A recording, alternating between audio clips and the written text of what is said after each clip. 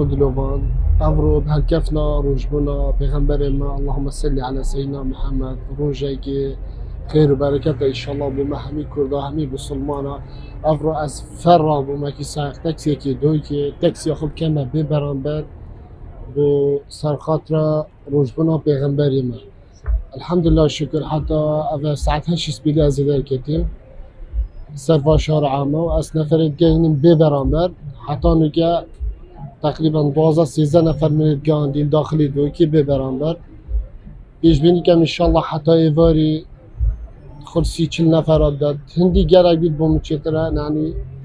بومن باشتره ايوه انت خلقي تشيك في رجل كان طريق شغال راستی ساله جاره که وکی گوتی از شور کم سرفا شارع روژه کامل هیوی کامل از شور کم فرزانی افرو کی روجبنا پیغمبری از کمه ببرانبر هستی گلکی خوشا بومن انشالله دی بردامم همین ساله اول ساله سه از وی کاری کم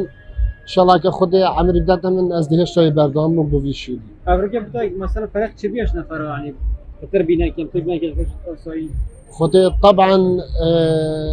افرو بچک بترد لاد وکی عالم زانم ببرانبره یعنی قصدامت کن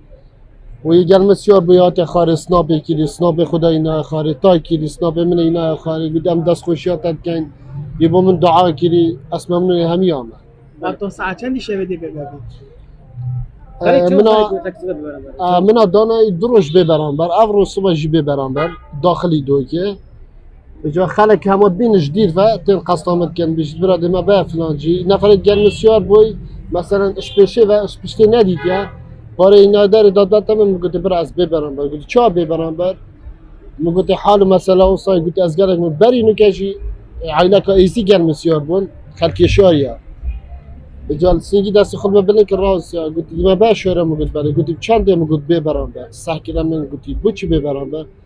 گفت اول روز بنا پیغمبری ما از ببرم بر شد که یعنی اصلا صح کردم گفت نه ببرم بر ببرم گفت امنا نویسی سر گفت خدا خیرات بنویس میگن داویر و از ظفرین ببرم چند هستا که خوشا بوده این خلقی چه دید روزی و من راسي هستا کی گلکی خوشانه تواصف کردن ما شاء الله خلقی مجی دوی که رابن چکلیت وزع کن باقلا وزع کن هر تشتی که خیرات ده وزع کن